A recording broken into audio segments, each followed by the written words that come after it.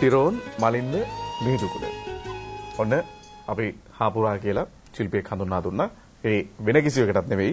මර්වින් මිහිඳුකුල හඬ අපේ රටේ හුඟ දෙනෙක් දූතනේ ඉල්ලන හඬක් වඩපත් වෙලා තිබෙනවා. මේ ගීවලට තියෙන උනන්දුව අපි හොඳ ආකාරයෙන් බදන්නවා. සතුරු සාජ්‍යයක් ඇති වෙන වෙලාවක ප්‍රසංග වේදිකාවක බොහෝ දෙනෙක් උත්සාහ කරනවා මර්වින් මිහිඳුකුලගේ ගීත ගායනා කරන්න. ඒ නිසා අවසි හඬ පෞරුෂය හොයාගෙන යනකොට ඔන්න මර්වින්ගේ පුත් ටිරෝන් මිහිඳුකුල අද මේ වැඩසටහනේ ගීත ගායනා කරනවා. ඔක අහගෙන ඉඳලා මායා දමයන්ති පෙරේරා අපේ හිතවතිය රහසින් යමක් මට කිව්වා. දැන් ප්‍රසිද්ධිය කියන්නේ. දැන් මට හොඳටම විශ්වාසයි තාත්තගේ නම ජීවත් කරනවා කියලා. ඒ කියන්නේ අපේ ලංකාවේ ඉදිරියට ගෙනියන්න හොඳ පුත්‍ර රත්නයක් දායාද කළා තියෙනවා. ඉතින් මටත් හිතුණා දැන් මම ගායනා කරපු ගීත අපේ කුෂානි දුවත් එක්ක මේ පුතාට ගායනා කරන්න කියලා පොඩි ඉල්ලීමක් කරන්න. ඉල්ලීමක් කියන්නේ මම කැමති ඒක එහෙම වෙනවට. ඉතින් අපේ ඉන්නනේ ওই ගීතවල සංගීතඥ මහත්වරු, ගීත රචක මහත්වරු ඒගොල්ලන්ගේ එක්ක සාකච්ඡා කරලා හොඳයි නේද එහෙම? හොඳයි. ඒක තමයි. දැන් මට හිතෙනවා දැන් අපිට ජවයේ තියෙන තරුණ ළමයිනේ. අනිවාර්යයෙන්ම. අනිවාර්යයෙන්ම. මොකද මේ හැම එකක්ම පරම්පරාවෙන් පරම්පරාවට යුගයෙන් යුගයට සැබ දෙන්න ඕනේ. එමුණුත් තමයි අපිට සංස්කෘතියක් ඉදිරියට අරන් යන්න පුළුවන්කම ලැබෙන්නේ. එක් පරම්පරාව කළ කී දේ ඊළඟ පරම්පරාවට හරිය ලෙස සම්ප්‍රේෂණයට වුණොත් අපිට සංස්කෘතියක් අරගෙන යෑමේ හැකියාවක් ලැබෙන්නේ නැහැ. එහෙම නොවුනොත් තමයි මේ ගීත මිය ගියාසේ පවතින්නේ. අකාලේ. අකාලේ. ඒ නිසා අද මේ සංගීතයෙන් අපි උත්සාහ කරන්නේ මේ ගී යලි උපද්දවන්න. ඒවා සමාජය අතර විහිදුවා හරින්න. හෙට දවසේ මේ ගී අහලා කැසට් නිෂ්පාදකයෝ ආයෙත් මර්වින් මිහිඳුකුලේ කැසට් අලුතෙන් print කරන්න බැරි නෑ. එහෙම වෙලා තියෙනවා ඉතිහාසයේ. ඒ නිසා මර්වින් මිහිඳුකුලේ ගීත එහෙම අලුතෙන් හරි නිර්මාණය වෙලා පැරණි තියෙන තැන් වලින් ඇදගෙන ඇවිල්ලා අපේ සමාජය තුළ ආපහු මේ ගීත ස්ථාපිත කරන්න පුළුවන් කමක් ලැබෙනවා නම් සංගීත අපි ගත්ත පුංචි උත්සාහයට යම් ආකාරයක පළ ප්‍රයෝජනයක් තිබෙනවා කියලා අපිට විශ්වාස කරන්න පුළුවන්කම ලැබෙනවා. දැන් කැමිලස් මහත්තයා මර්වින් මිහිඳුකුල මහත්මයා මේ වැඩසටහන තුල කියවුණු කතාවක් තමයි ඔහු ඉන්න ඕන කාලේ තමයි අපින් නැති වුණේ කියලා. එහෙම උනේ ඇයි? අසනීපිතාව තත්ත්වය තමයි වැඩියෙන්ම උනේ. ඒ කියන්නේ දවස් 21යි මේ සේරම වලට උනේ. නවලෝකේ රෝල් වලට ඇතුල් වෙනකොට පිටිපස්සෙන් හිටිය ස්ටාෆ් නර්ස් කෙනෙක් කිව්වා මම වැඩි කාලයක් ජීවත් වෙන්නේ නැහැ කියලා. එතකොට කොහොම හරි ගිහිල්ලා ඇවිදගෙන ගියේ. මාත් එක්කලම ඇවිදගෙන ගියේ. ගිහිල්ලටන් රෝල්ට ඇතුල් වුණේ.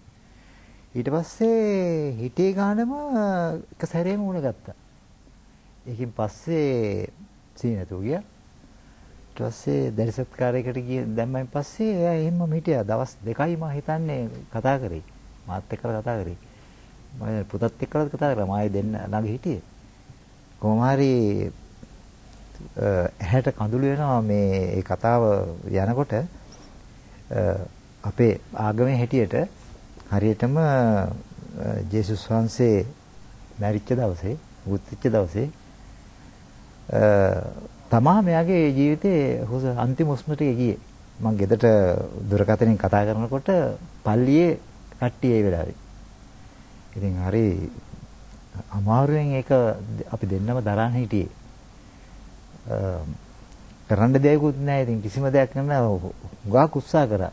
සෑහෙන්න උත්සාහ කරා දවස් 21ක් යනකම්ම ගොඩ ගන්න බැරුව ගියා. මට මේ කතාවේ එක තැනක් මතු කළ යුතුයි. ඔහු කලා ශිල්පියෙකු ලෙස ඔහු මේ රටේ සහෘදීන් ආදරය කරන චරිතයක් විදියට. ඔහුගේ වටිනාකම දැනගෙන ජීවත් වුණාද සුනිලය? ප්‍රේක්ෂක හුඟක් අය මර්වින්ගේ ගීත රස වින්ද නොදැනගෙන හිටියේ නෑ.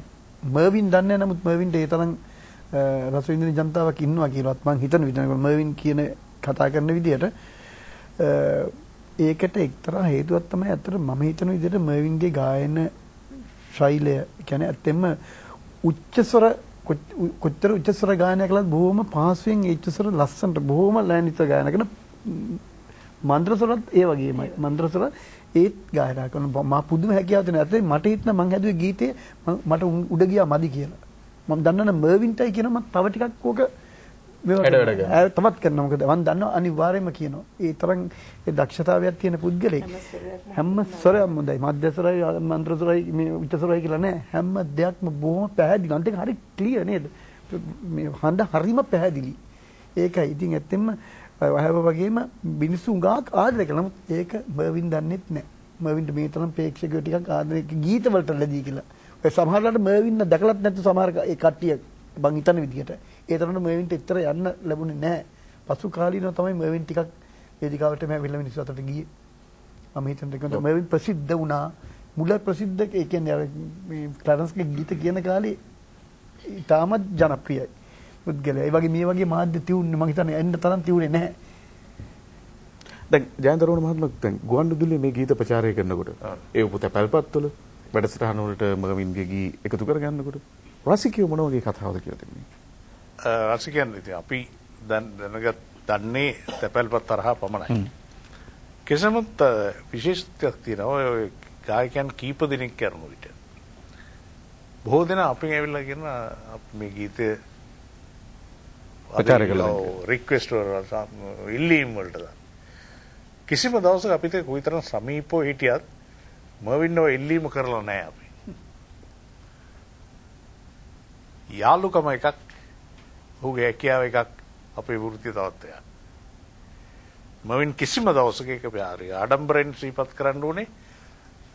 මර්වින් කිසිම දවසක අයුතු ප්‍රයෝජන අපෙන් ගන්න බැලුවේ නැහැ.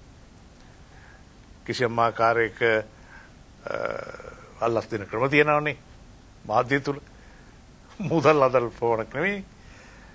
ඒ ආකාරයේ කවදාවත් අපිට මේ අපිට හානියක් කළෙත් නැහැ, ඔහු හානියක් කරගත්තෙත් නැහැ. ඔහු කිසිදු ආකාරයක ආයාචනයක් ඉල්ලීමක් මිත්‍රත්වයේ නාමෙන් ඉල්ලුවේ නැහැ කියන එක අපිට හොඳටම පැහැදිලි. අන්න ඒ වගේ වෙලාවකට තමයි අර ප්‍රකාපසුර සම්බායන රළපිල වාගේ ටිරොන් ගීත ගායනා කරනකොට මම අතීතයට ගිහිල්ලා හදවතින් කඳුළු රළ ගණනක් බිඳගෙන ඇතුළට යන්න ගියේ.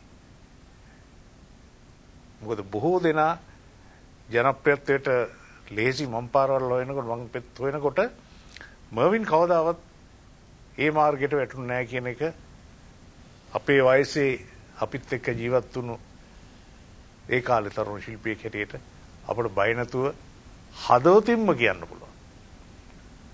දැන් ඔය කතාව කියනකොට මම මේ කට අරගෙන මේ ජයන්ත මහත්මයා දිහා බලාගෙන හිටියේ මොනතරම් අපූර්වට අපේ බස නේද? නිවේදන ශිල්පියෙක් විදිහට ඒක හසුරවනවද කියන එක මොනතරම් වටින වචන ටිකක් ඔය කිව්ව කතාව ඇතුලේ අපිට මවලා පෙන්වනවා. ඒක තමයි වටිනාකම මේ ශිල්පීන්ගේ නොමරණ ගතිය, අමරණීය බව. ඒ ගුවන්විදුලිය එහෙම පිරිසක් හදපු නිසා තමයි අපිට එහෙම කතා කරන්න පුළුවන්කම ලැබිලා තිබෙන්නේ. අපි මර්වින් මිහිඳුකලගේ ජනප්‍රියතම ගීතයක් හොයාගෙන යන්න සූදානම් වෙන්නේ.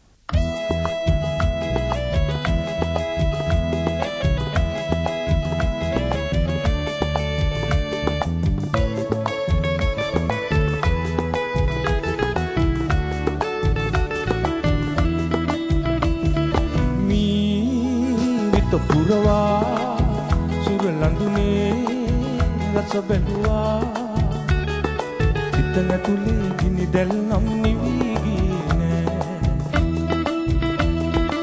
ඒ සුව යහනේ මඳ පවනේ අතීතයේ සොඳුරු පැතුම් මිහිරි හැඟුම් මැකී ගියේ නෑ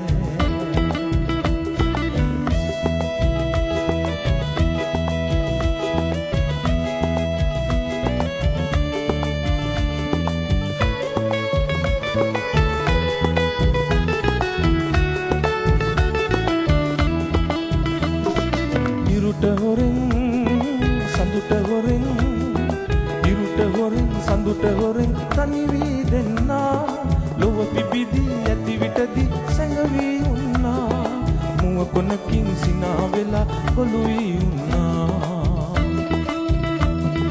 මීවිත පුරවා සුර ලඳුනේ රස බැලුවා සිතන තුලේ ගිනි දැල් නම් නිවි ගියේ නෑ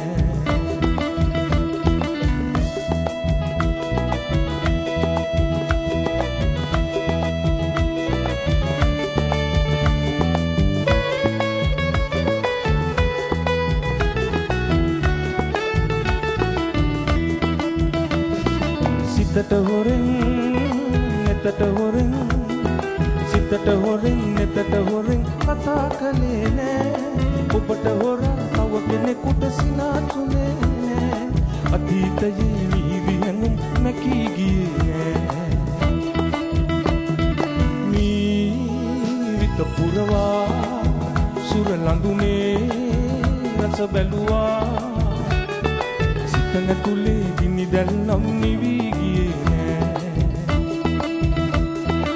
ඒ සුව යහනේ මද පවනේ අතීතයේ සොඳුරු පැතුම් මිහිරි හැඟුම් මැකී ගියේ නෑ